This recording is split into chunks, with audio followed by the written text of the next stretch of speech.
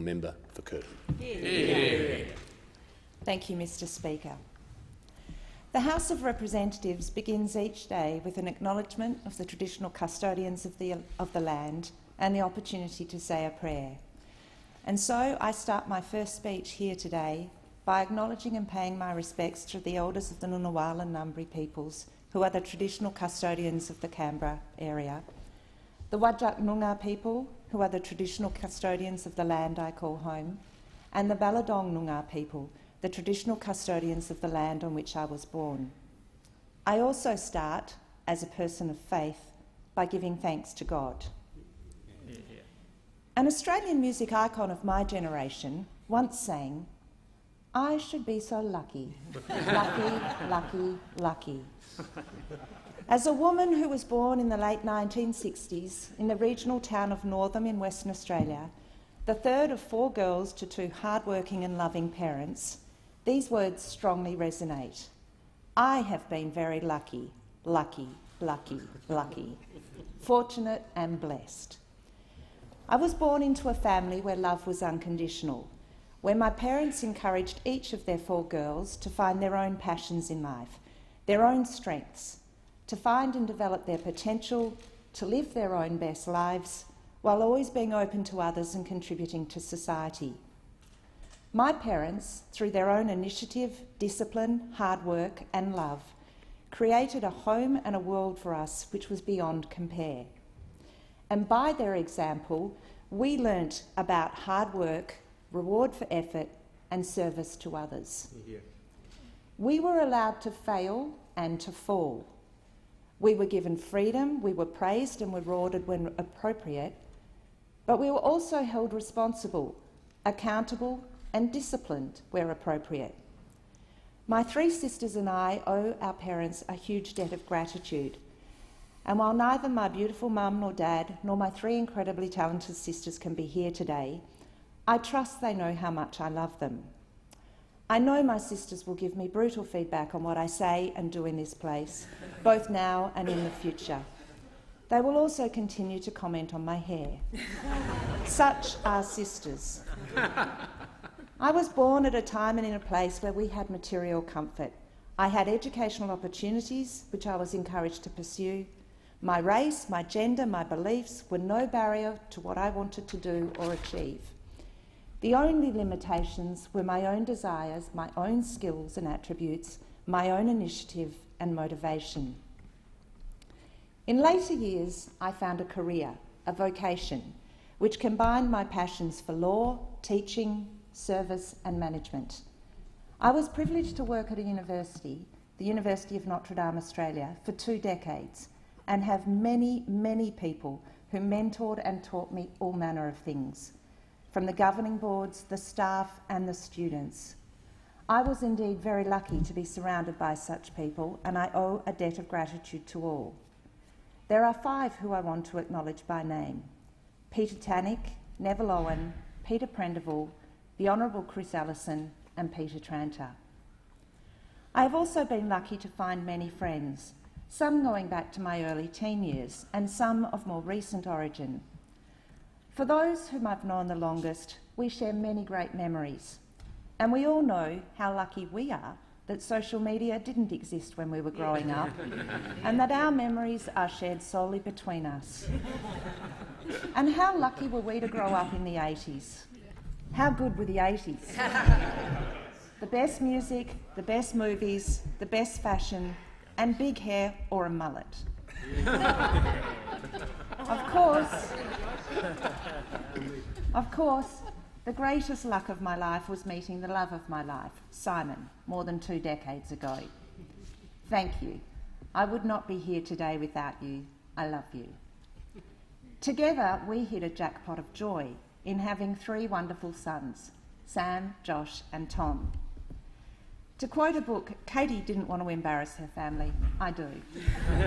As a mother of 3 teenage sons, and what I frequently tell them, one of the responsibilities of a mother and the greatest joys is to embarrass her teenage sons. It builds resilience, Katie. To quote a book that we frequently read when you were younger, I love you all to the moon and back. I also thank Simon's family, many of whom have quite different political views than my own, but we all share the wonderful loving bond that is family. I am here, lucky again, to be living in one of the most beautiful places on earth, the electorate of Curtin, a place which I have called home for almost 80% of my life, first moving into it at the age of 10. Curtin was created in 1949 and named after a magnificent Australian, our outstanding wartime Prime Minister, Sir John Curtin. There have been 4 previous members, all outstanding in their service to the people of Curtin, the state of Western Australia and the nation more generally. Sir Paul Hasluck, Sir Vic Garland, Mr Alan Rocher and the Honourable Julie Bishop. The Honourable Julie Bishop served with distinction in this place, including as the first female deputy leader of the Federal Parliamentary Liberal Party for over 11 years and as the first female foreign minister for Australia. The area of Curtin is 98 square kilometres, bounded on the west by the Indian Ocean and the best beaches in the world, Cottesloe, Northcote, Swanee, City Beach, Floreat and Scarborough, in the south-southeast by the magnificent Swan River, to the east and north by roads which are critical parts of the Perth transport network. Our part of the world is rightly known for its natural beauty, leafy green suburbs, vast tracts of natural bushland, some spectacular lakes and beautiful natural flora and fauna. Of the 140,000 people who live in Curtin, there are over 36,000 families. Families in all their shapes and sizes are the lifeblood of Curtin. We have 54 schools, 1 university, a number of vocational and training providers. 29,000 children are in school and more than a third of our population attends an educational institution. We have 11 hospitals, a mix of private and public, serving the people of Perth and beyond, some incredible health research institutions and 40 aged care facilities. We are home to the SAS and the Campbell Barracks in Swanbourne, the SAS at the Campbell Barracks in Swanbourne and the Irwin Barracks in Karrakatta. I pay tribute to the members of the SAS, the reserves, and indeed all Defence Force men and women, past and present, for the service they have given and continue to give to our country. I also say a big thank you to all of their families. Curtin is home to the Royal Agricultural Society of WA, surf lifesaving clubs, and every possible sporting club you could want. We also have some great sporting facilities which service the whole state. We are the home for a number of wonderful volunteer and philanthropic organisations, including a dog's home and a cat's home, environmental organisations and great arts and culture, including the wonderful annual Sculpture by the Sea. Lest you get completely the wrong impression about Curtin, we also have one of the largest wastewater facilities in Perth, servicing far beyond the boundaries of the electorate. We have one of the highest levels of employment in the country. Over 6% of people in Curtin work in hospitals, over 5% in education, and, for better or worse, we have more than the average for lawyers. There are 26,000 small and medium businesses operating in Curtin, employing thousands of people from across the wider Perth region. Curtin is home to hard-working people, retirees, families, business owners. There are those who are financially well off and those who are struggling. But all are people who care about each other. They are people who care about our environment, our arts and culture, our health, our world. They are generous, open-hearted and philanthropic people. I am humbled and privileged to represent and serve all of the approximately 140,000 people who live in Curtin, and I shall, at all time, seek to fulfil the trust and responsibility which they have placed in me.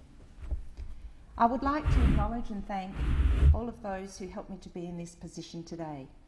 The Curtin Campaign Committee, chaired by the Honourable Peter Collier MLC, with Curtin Division President Tim Walton, Daniel White, John Betjeman, Anne-Marie Patrick, Cody Hudson, Adele Coyne, Julie Lloyd, Stephen DeSellis-Clate, Melanie Lynn, Peter Moore, Shannon Coyne, Damien Collins, Ros Baker, Patrika and Murray Turner, and Phil Patterson.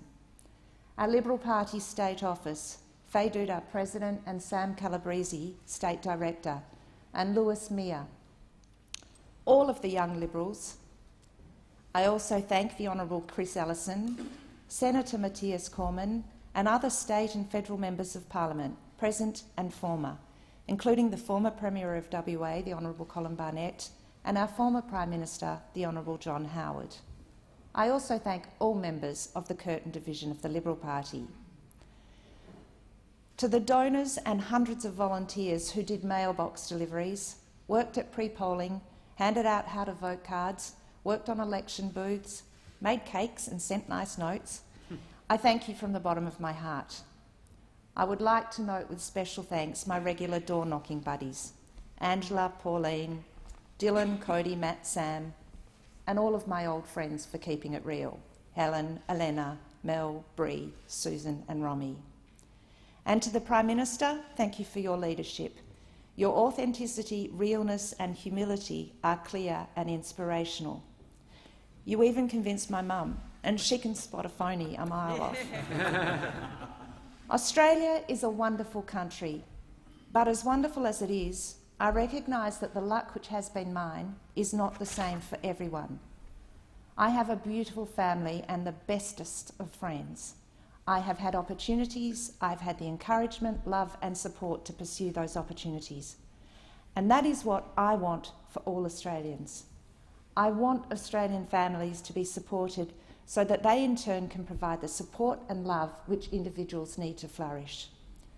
I want all Australians to have equality of opportunity and the strong encouragement and support so that everyone has the opportunity to reach their potential as individuals, to make their own decisions about life, to take personal responsibility for their lives so that they can lead their best lives and contribute to the communities in which they live and society more generally.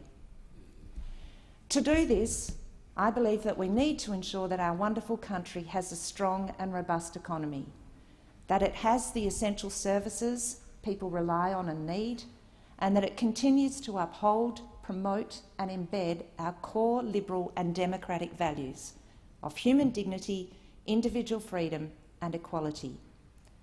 These are the core values of the political party to which I belong, and it is for this reason that I stand in this place as a proud member and representative of the Liberal Party. I am proud to be part of a government which promotes policy positions supporting free enterprise and which understands and emphasises the importance of a strong and robust economy. I am proud to be part of a government which is committed to doing this through keeping taxes low, through creating the right environment for job creation and ensuring our employment settings and frameworks are balanced so that the interests of both employees and employers are protected. I'm proud that our government backs small and medium businesses, that we are keeping expensive, frequently repetitive and ineffective red tape to a minimum, that we pursue trade agreements with other countries and boost our exports, and ensuring that we, as a government, spend within our means, that we spend wisely, efficiently and productively. I will advocate for and support all of these and other initiatives which strengthen our economy. But I would emphasise that our pursuit of a strong and robust economy is not done as a standalone goal for its own sake. The economy is not our master and we mere blind servants to it. The economy must always serve us. We pursue and emphasise a strong economy because it is a necessary foundation for us to live our lives to their optimum, for us to flourish individually, to thrive collectively as a nation and contribute to the well-being of the global community. A strong economy is both dependent upon and ensures that our country has all of the essential services and agreements and ingredients which are vital to our individual and national well-being. We need educated, skilled, healthy people We need quality infrastructure. We need social services to help those in need, and we need a secure, protected and safe country so that we can deliver a strong economy. But we also need a strong economy to deliver these. They are intertwined. Some of these are deliverable by the government, some are best served through an efficient public-private sector, and some by a combination of both. Of these essential services ingredients, I will mention only a few about which I am deeply passionate. And the first of these is education. We must ensure that we have excellent educational and training opportunities for all, that there is a diversity of offerings and opportunities and real choice from early education through to postgraduate education. Our schools and all those who work in them are one of our country's most valuable assets, and we recognise that we need to continue to support them so that they, in turn, can do the best by our children. Our educational offerings must be properly balanced. We need to teach skills, basic skills, life skills and work skills. We need to prepare people for the changing world. But we also need to impart knowledge. It is true that nearly any piece of information you can be found on the internet, but this is information. It is not knowledge, and mere access to information does not guarantee wisdom.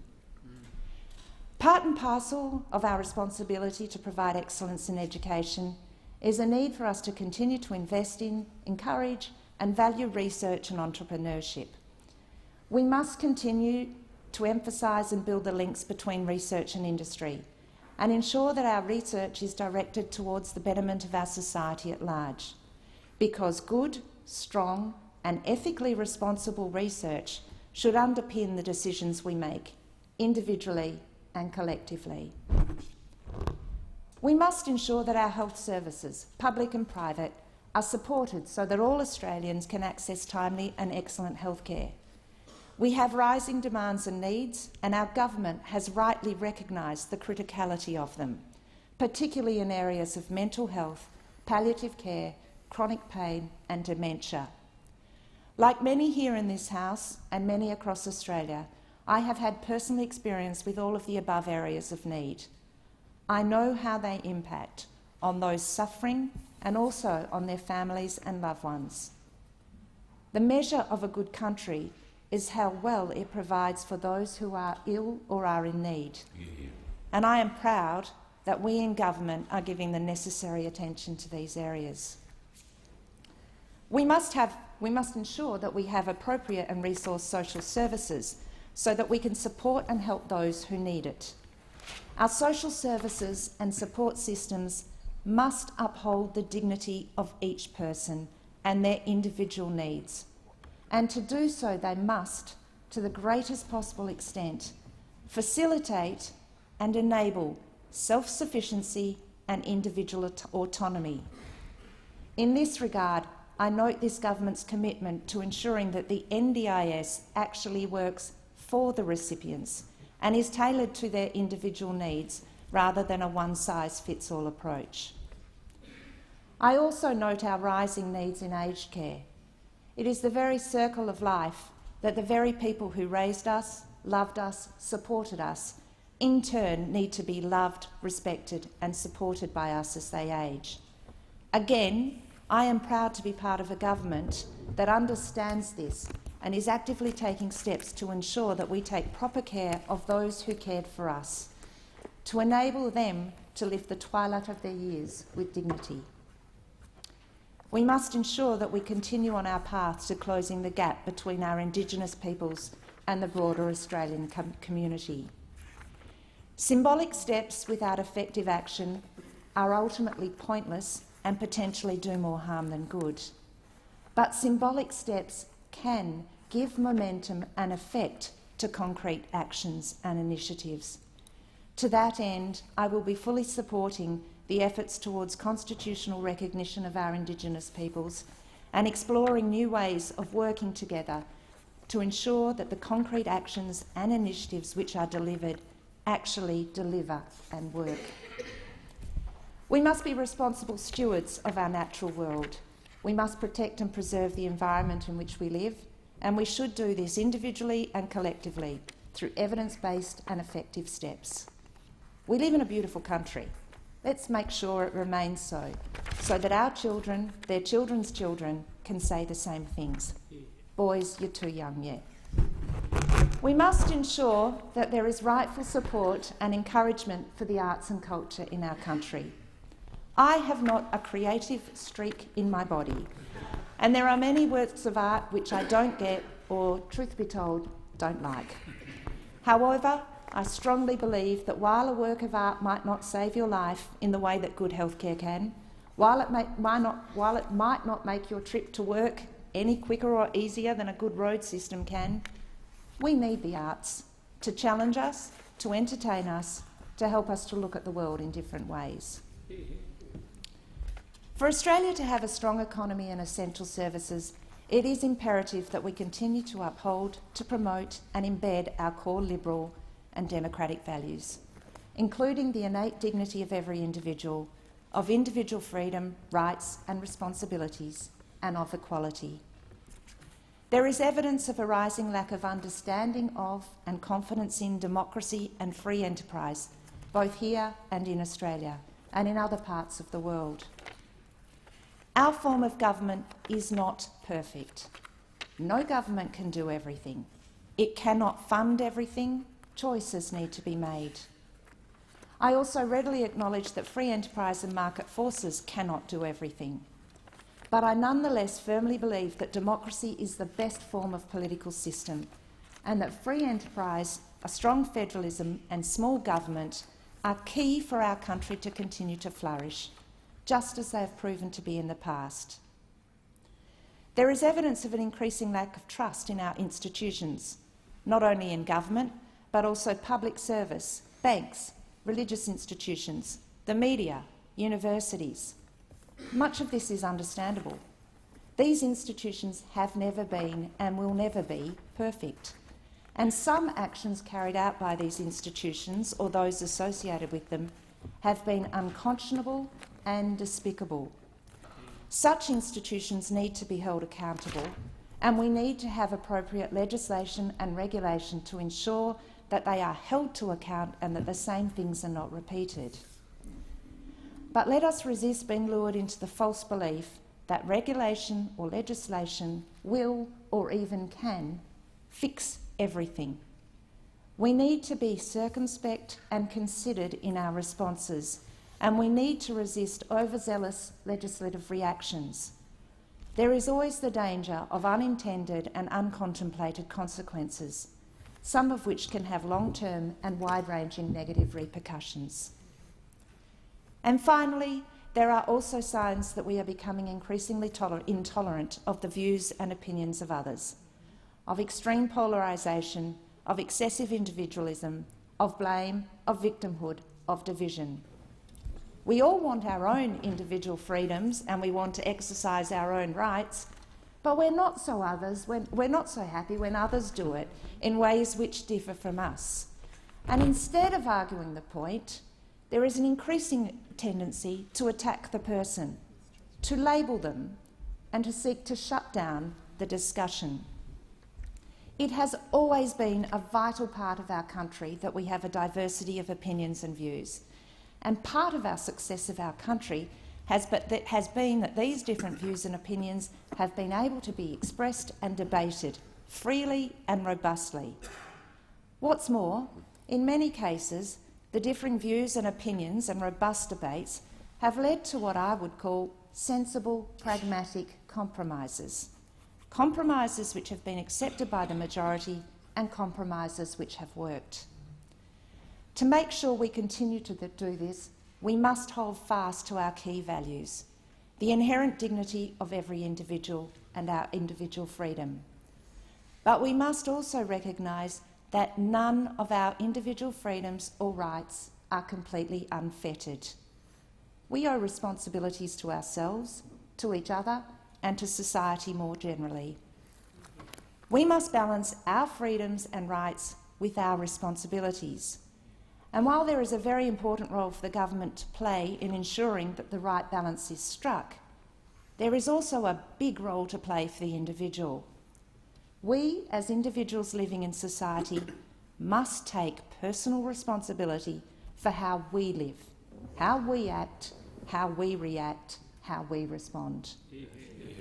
The golden rule, present in many religions and cultures, treat others as you would like to be treated, is one worth remembering at all times. We live in a wonderful country, and I'm a proud Australian, and an even prouder West Australian, who is privileged and humbled to be representing the people of Curtin in this 46th Parliament. I shall at all times strive to live up to the trust and responsibility which has been placed in me. We face some challenges, but it's not the first time we've faced challenges, and nor will it be the last. In the maiden speech of the first member for this seat, Sir Paul Hasluck, he referred to the troublous times in the half-century that lies ahead. Likewise, the Honourable Julie Bishop in 1998 stated, "We are experiencing a revolutionary societal change in time, space and power." The exact type of challenges we face may be different, but it would be the height of conceit to think that we have never faced challenges before. We can and we do rise.